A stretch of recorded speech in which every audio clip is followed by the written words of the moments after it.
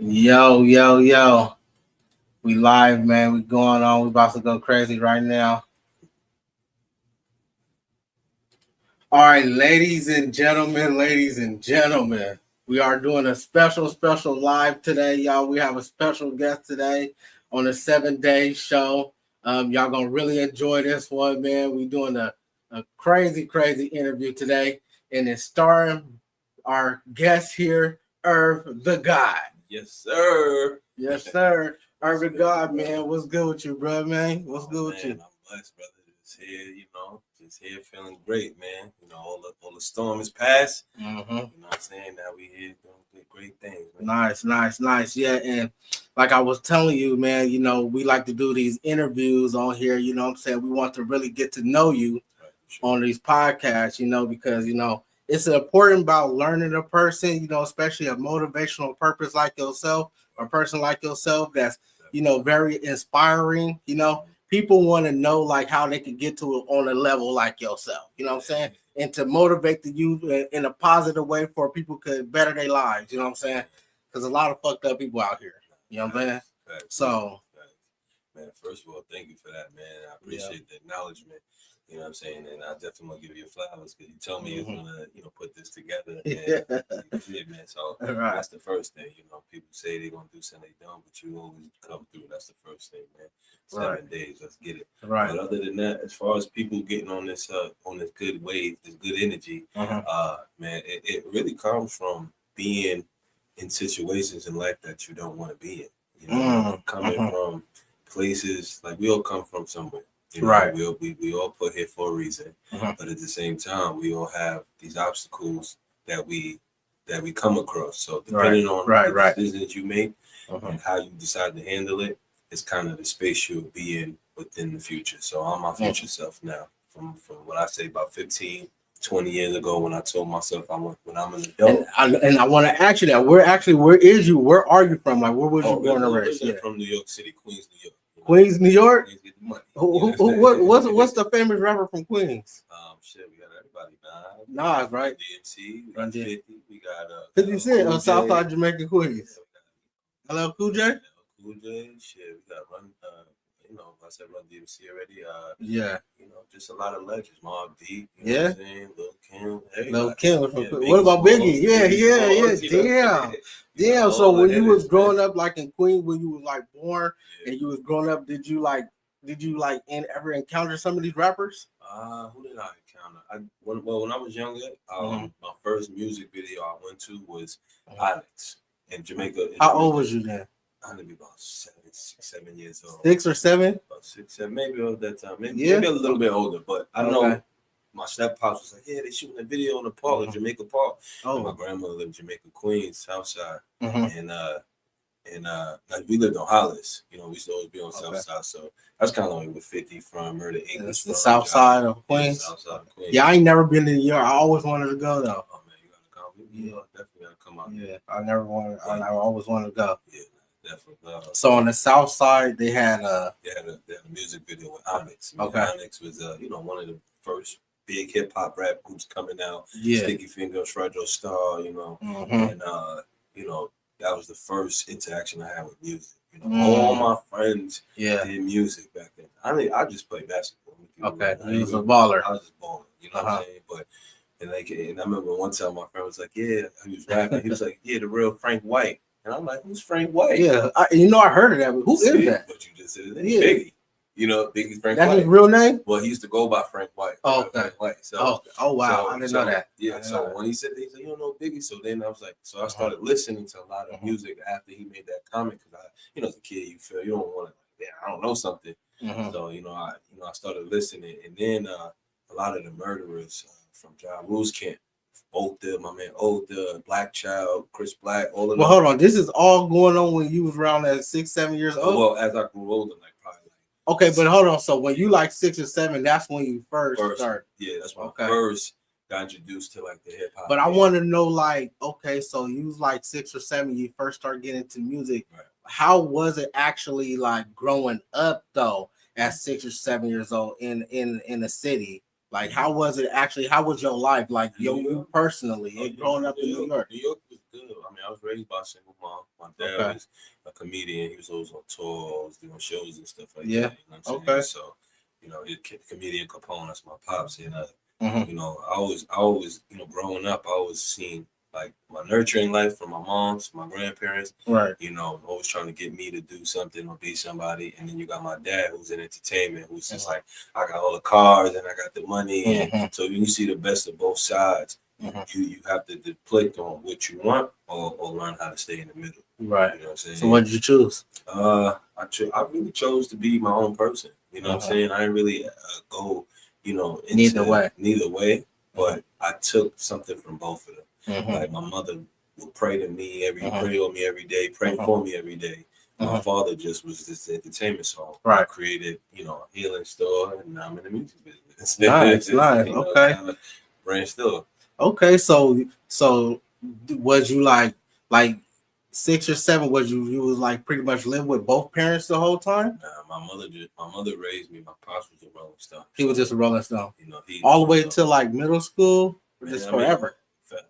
I mean, me and my pops definitely had a great relationship, but you know how sons are growing up. If your father's not physically there, we kind of a little bit like, you know, we get rambunctious or we get, you know, like kind of defensive. Like, my dad ain't here. Yeah. Realistically, he is there, but not understanding. It's not there physically. Not having a man, like understanding that a man got to do what they got to do. Because I'm grown now, and sometimes I got to be outside. You understand now. I understand. So yeah. I never folded him. I try to explain that to my brothers and sisters. Like, listen, yeah, you know, our dad had to work. He had to go make something and stuff. You can't take his dream away because we want his attention. Yes. So, are you the oldest of I'm your the firstborn. Been number one since birth. Okay. Nice. Okay. Yeah. So now you growing up, you know what I'm saying, in Queens. Right. In Queens. Right. Money. How was like high school for you though? Like, cause now you're getting a little older. You know man, I ain't gonna lie. At first, I was quiet in school. Yeah. Okay. You know what I'm saying? I was quiet. I went to my mom used to push for me to go to all the good schools. She want to go to a good school. She said. Yeah. You know what I'm saying? Yeah. Okay. But it's just like, you know, because all the schools in New York was bad. We had Jamaica Queens. We had Hillcrest. We had, you know, Van Buren. You know what I'm saying? So a lot of those schools was kind of, you know, a lot of game. Yeah, it was ratchet. Everything. You know, ghetto. We had Andrew Jackson. That's what 50 went. You know, Andrew Jackson. Oh, that's a high school. Yeah, you didn't want to go to Andrew Jackson. No. You was going. You had if you was from Queens or anywhere and you went to Andrew Jackson, you was on some shit. Yeah, you know, that was like jail for schools. Wow. You know what I'm saying? So yeah. So we try to. My mom did everything she could to try to put me in a white neighborhood, better school. Did you do no, it? She did. She did. No, shout out to her. She put me in. We went to Floral Park, was an area in New York, and I went to school out there. And you know, everything happens for a reason. Sometimes you gotta experience everything to understand everything. So if I never went to the, you know, in 5th grade was the only black person in my class. Yeah. I wouldn't understand white people, you know. Right. Yeah. So, but it's you know, it's not a color. It's not a color thing with me, but it's an understanding of culture. Right. And understanding that everybody is not the same. Nice. So now you kind of like, you know, got used to a different culture in high school. Definitely. You graduated, right? At first I didn't, but I went to Delaware and I graduated from Delaware. You got held back, bro? No, I didn't get held back. I actually. What happened? I had to take care of family at one point, so I stopped going to school. I stopped going. And what did you start doing? What was I doing? I think I was on the block selling my music. You would start selling music at that age? That's why they call us the Black Boys. You know what I'm saying? BB and Black Boys. Black Boy was me on the block. One of my homies woke me up out of nowhere. He was like, "Man, let's go make some money." I'm like, "How?" He's like, "I'm gonna show you how to sell music." Yeah. So he took me to Times Square. And he was like, "Here, just hand him the music." Yeah. And tell me you want to sign it for him. And ask for a donation. Wow. So I said, get that donation, huh? Yes. Because when you say donation, they can give you any amount. They can give you anything. So it's like, small donation. Just give me $100. Yeah. And sometimes we put that thought in their head. They're like, you know, tourists is like, here's $100. He might be, you know, a friend. He might be scared. He might. Right. They're gonna give you something. So we did that for about a year straight. We probably saved up close to like $10,000. Yeah. But I remember going to his house and he had a refrigerator. He out here, you know, I still know shit to this day, but I remember he had a refrigerator and he had all his money in the freezer. Yeah.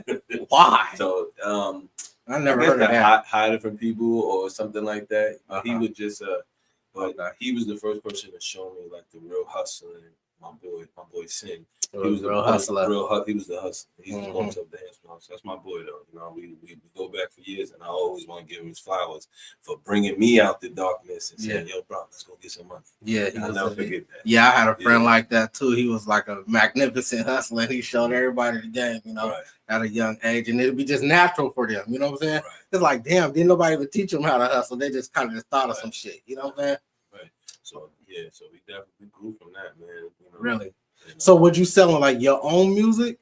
At first, no. I was selling his music at first, and then you know, once I think my little brother was started rapping, and then we started putting our own music out. You know what I'm saying? We was in the studio. We just like we Black Boy Mafia, BDN, we Black Boy Mafia. Yeah, Black Boy Mafia. And y'all were just going crazy selling the music. Yeah, and then you eventually went back to school and graduated. Yeah, I went back to school. I did 1 year in Delaware. And I graduated. I went out there. I used to just always cut hair. Okay. You know what I'm saying? Do little hustles, sell music, whatever it was.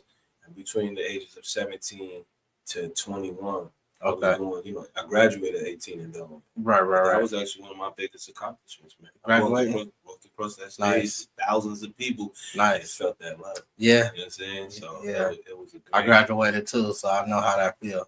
Yeah. You know what I'm saying? Definitely. Okay, bet. Did you ever go to college? I'm actually in college right now, bro. Yeah? In college right now? Okay.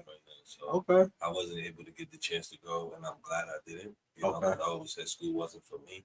But once, once you get at a level of maturity and understanding what you want, you can decide, hey, I'm gonna go do this, and that's why I went back to college. Yeah. Right. That's crazy work right there, y'all. Message. Yeah, we gotta adjust that. Yeah. So okay, bet. So okay, damn. So you was hustling the cities, doing different hustles and shit, right? Definitely. Coming up.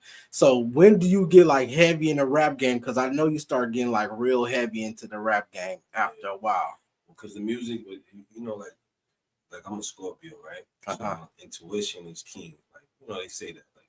Scorpios, we know how to just see things, differently. Right. If you're into the astrology game. Right, I am. I'm into it a little bit. Yeah. I'm a Virgo. Oh, Virgo. Oh, yeah. So, you calculated and you definitely do your work. You know what I'm saying? Your shit business. Right. But what I did was I used to do camera work first. Camera work? I used to film shit. Okay. I would film. I put myself in the film editing school, New York Film Academy. I remember paying for the program and sitting there for about a year because, when we doing music, we had to pay for studio time. Pay for the cameraman. Yeah. Like, because you was making videos and all that. So I'm hustling. So I go and do the school myself and then go buy the cameras and then, go link up with somebody that had a studio at the time. Yeah. So when we did that, we had met this one artist, and his name was Dezo. And I believed in him. The company was called Our Block, and I had matched him with my brother. They got into the music, but we always in the studio day and night for years, writing records. We doing music videos, so we had pretty much like before how this game is now. Right. We already had an introduction in the game. I'm talking about when French Montana was running around young. Yeah. I'm talking about when Max B was out. He was out and all that shit. Yeah. We, Jim Jones and all of them. So I was just always around it. But I was on to the film, not gonna lie. And then I just kind of transferred into the music, getting my family set. And I just learned the game from there. I'm not gonna say that I know as much as I know now. Because I'm not gonna lie, I didn't become a successful artist until I came to Las Vegas. Yeah. When did you move to Vegas? I moved to Vegas in 2012. Yeah. So how old was you then? And I was 25. So you was around 25. So you was just going crazy in New York. Yeah. What made you move to Las Vegas? We had a project to do out here. There was this girl that one of my people was working with. Her name is Ashley Elliott. Yeah. Yeah, she was doing the song. She was doing the song, and we wanted to get her featured on the song with Fabulous. Oh, nice. So I was doing all her work with her videos and stuff like that. Right. So when I came out here, the first day I came, my boy, he was begging me. We was in Atlanta first. We was doing some music out there. And I remember. And then you saying we, the Block Boy Mafia? So y'all stuck together? Oh, we all stuck together. Everybody know, all the BBM, we all, you know what I'm saying? We was together. Black Boys was together. Right. And we definitely put in a lot of work, different cities, man. I got footage from years ago. So you may go see that on YouTube. But I'm talking about from city to city. We did songs with Cassidy. We did songs with Hell Rell back then. Yeah, I remember Hell Rell with the Dipset and all that. The bullets in his mouth. Yeah, I remember Hell. Yeah. But we was doing all that shit. And Corey Guns used to come around and things like that. So it's just always, and this is before I even thought about rap. I remember they put me in a booth one time and it was like rap. I ain't have it. I knew how to write. I just didn't want to be a rapper. You didn't want to be a rapper, so that's why you kind of was messing with the film and stuff like that. I want to make movies. I just want to do only like little bullshit. You know what I'm saying? But you do got some rap songs. You did rap a little bit, so Well, you eventually got good at it. Yeah, I got really good at it. Cause I would do like little hooks and I'll play something, hear my voice, like, oh shit, I'm excited. But my boy Denzel was so talented at the time that it was no point to rap. You got a motherfucker that's a superstar. Oh yeah, on a team. And I'm a team Let him shine. I'm like my brother shine. You feel me? I don't got, but I'm not gonna lie. When the gang broke, when the family broke up, right. Let me change that word. We're not using that word. When the family broke up. I was forced.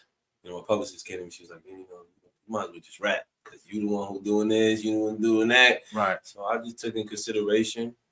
Started writing down my experience. And I'm gonna have to ask you, why did the family break up? I gotta ask you that. Why?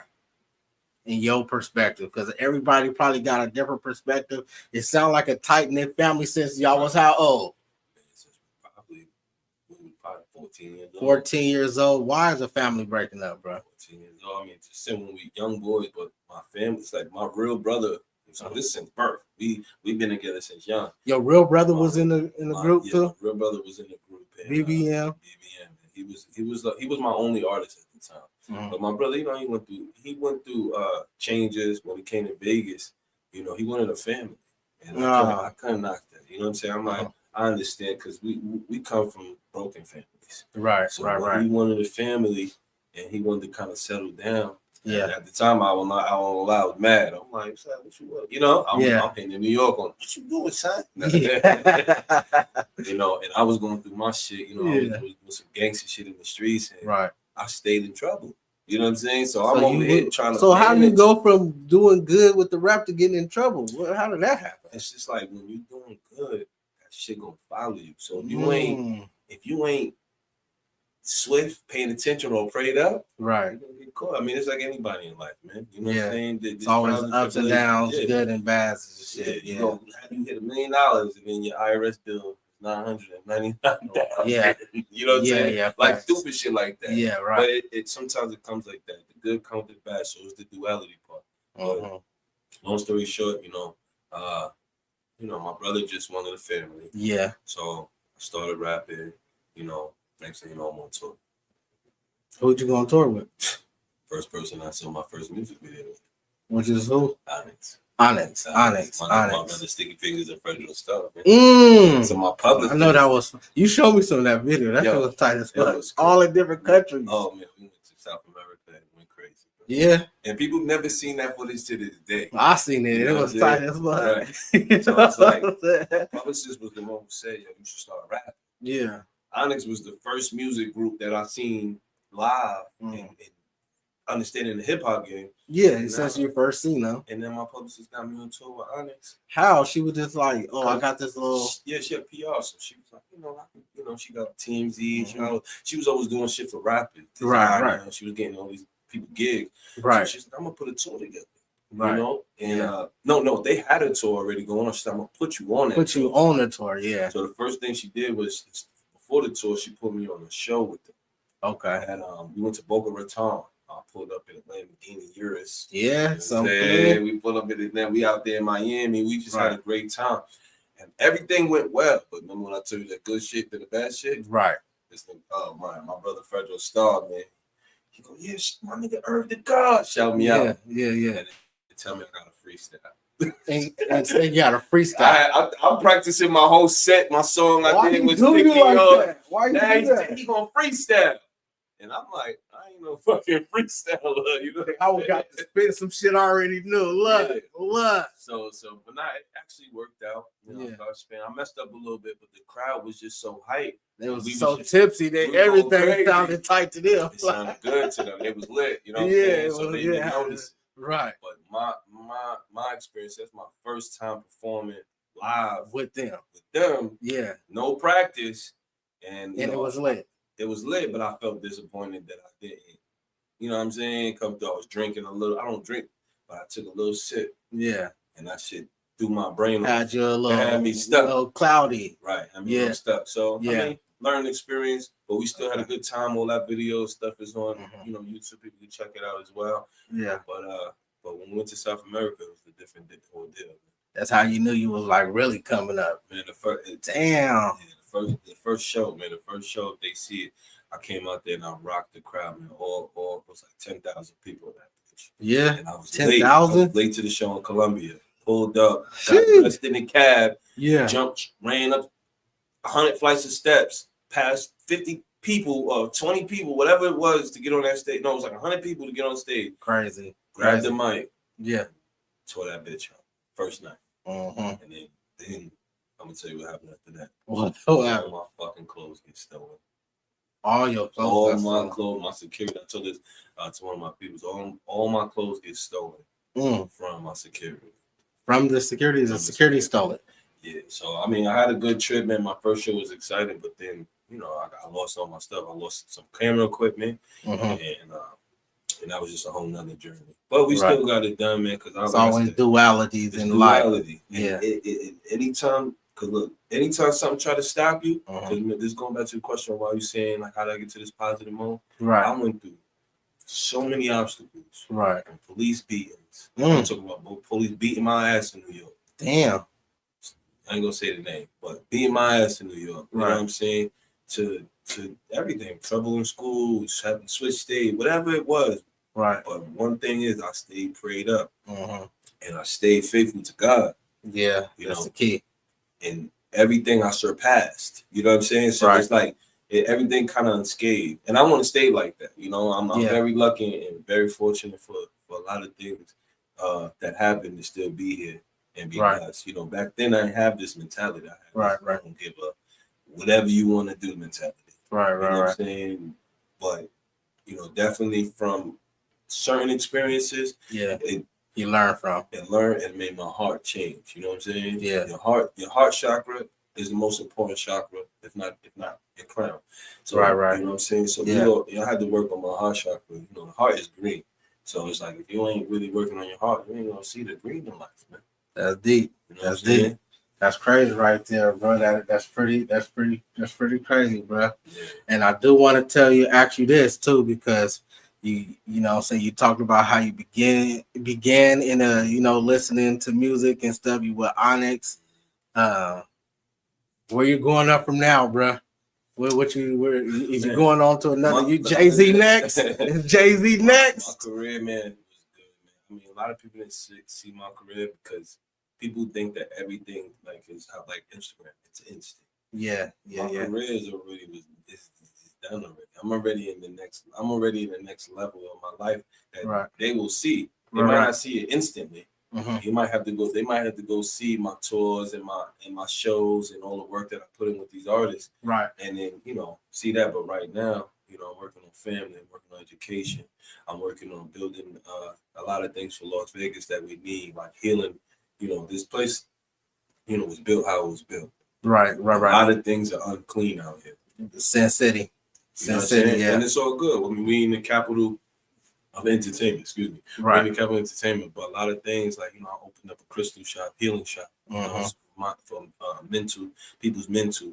Men want to come in there and talk about their problems, you know what I'm saying? Right. You know, I lost people in the times that I've been here. I lost, you know, my child's mother, you know what I'm saying? You know, my other child mother, you know, some things happen to her, they're not here no more. So a lot of times, man, we go through all these things and we need mental clarity. Yeah. So I created a space that people can come in and get healing. They can go meditate. They can do all these things to heal them, because when I was going through my trials and tribulation and I had no one but God, this spiritual life is what kept me not from crashing out. Right, you know what I'm right. saying? Yeah. From the times if I sit in the dark and I'm talking to my, it might be yourself, it might be something else, who knows?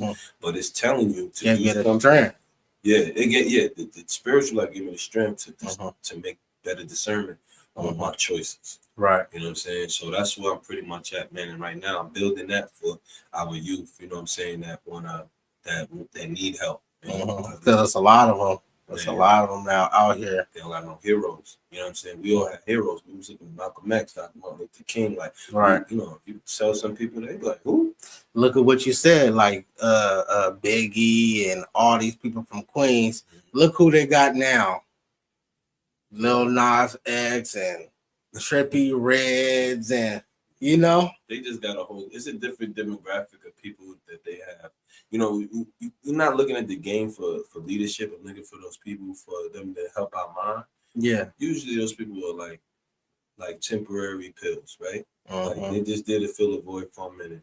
Right. Trippie Reds, shout out to Trippie, I know him, they it's just the image and then the music content. It's just music like to keep people entertained.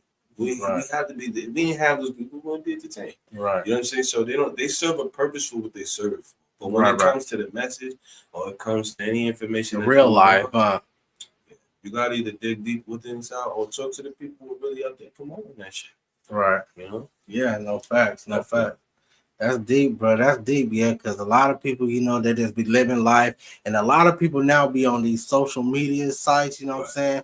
And they believe what they see. And now it's even crazier because they got the AI, and I tell niggas like niggas already believe what they see. So now they got AI. You ain't gonna tell the difference between real and fake. You know what I'm saying? Definitely. But what is real is the people that sit next to you. Right. You know yourself is real. Right. So dig in within yourself and really understand. That's how you find truth and love. It's not what's on the screen. You know what I'm saying? People look at their phones all day. They tap it, whatever. You know what I'm saying? You're not gonna find love on the screen. Love comes within, like you say, your heart, within yourself. Right. Yeah, that's deep. That's deep. Definitely facts, man. I always say to your people out there watching Instagram every day and getting your information on there. Like you said, a lot of these things are illusions, and if I'm not holy, well, I say, hey, look, you gotta follow everything that the good books say, right? But a lot of this stuff is in the Bible, man. Yeah, and it tells you this stuff, and it's just something for you to look at, so you can make better decisions on how you discern things, or what your life is meant to be. Because we all have a destiny. Right, we're all here for a reason, like I said. But some people just get distracted, and they might just be chasing their tail. And before they even get out of that situation, right, they have to learn their lesson before the blessing. Right. So we all go through it. Yeah, we all go through it. Right? That's crazy. Just keep reaching. Right. Keep reaching. You know what? Speaking of keep reaching, let us know, man, what you got going on in the future. What's your future plans? Your next 5 to 10 years plan? Tell me how that's looking, man. Let's go into the future a little bit. Yeah. Future. Bitcoin is gonna go up to 200,000. Bitcoin is gonna go up to 200,000. My premonition back then was 115. I'm letting y'all know Bitcoin is going to 200,000. If you do not have any crypto, open it up now. Right. Gemini, Robinhood, Webull. Yeah, I got my Robinhood going. Whatever it is, get your crypto wallets, get your OpenSeas, get all of your metadata stuff, because they're forcing us to use credit cards. They're forcing us, so every credit card transaction, and you get that 0.003% of the little charge and stuff like that. Like, y'all gonna learn it. Just get the wallet, open it up, start investing into yourself. Stop wasting money. Even if, I'm gonna tell you like this, even if you put $100 right now on crypto, on Bitcoin, you will be successful later on. Okay. It just takes 100, and this is something that God told me to tell you. Whether y'all listen to it or don't listen to it, just get your financial selves together, get your health together. You understand? And then the future is going to be bright. Like we already see it. So I'm planning to build healing hospitals. I'm planning to build homes, because a lot of people are, and I'm not saying homeless people. I'm saying people that are regular that have been having that need homes. Yeah. So we talk to the people that need homes. Yeah. We got healing hospitals. Okay. And we building this music and these movies. And I'm even though Vegas didn't get the movie studio, we didn't pass the bill. I'm still going to work to bring one of the biggest film studios to Las Vegas. Nice. And getting these movies out of here.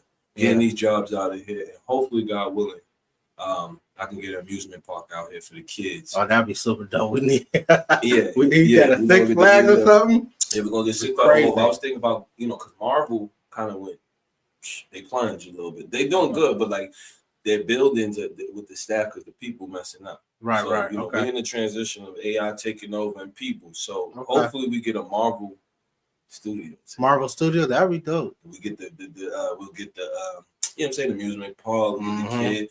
They building Dubai, they building Disney World in Dubai right now. Yeah. So it's like, give Lord, Vegas and in the Middle East are sisters and brothers. We got deserts. They won't be like they won't be so we want to be hand in hand, because the world is going to open up big. Everything's going to be and you got to have your digital money to transfer your money around the world and type shit. You're going to need your digital money to transfer the money. Not going to dealing with this dollar bill stuff. Right. So man, I love dollar bills, man. I love them honeys, man. I love that stack that maker. Sometimes when they say, man, we only do card, I get pissed off. I just argue with them and then I pull out a card. But I get pissed off. Now I said, what happened when the machine go down? What happened when y'all lights and shit go out? How am I goddamn get my goddamn slushy? Right. God damn it. So yeah. They want you to do the card. So if you notice, every time you do a card transaction, right, that is a little. That's how people mine Bitcoin. Okay. It's a little fee that goes through some electric system, and you can mine that money. It's free money, free money. Okay. So it's like, get your free money, go get your spiritual, go get your mind right. Right. And everything will be good. And live your life happily. Live your life happy, man. Well, you know what? On that note, man, take care of your kids. Take care of your kids. Look, on that note, man, I'm gonna live my life. I'm gonna take his advice, man. Like he said, man, if y'all don't take it, don't take it. Right. But I'm gonna for sure take it. So, man, it was a pleasure having you on the podcast today. Irv Da God, y'all. Let them know where they can follow you at, man. If they want to, holler at you, how can they holler at you? Come follow my journey live now. Come follow me on Instagram, Irv Da God, IRV_DA_GOD.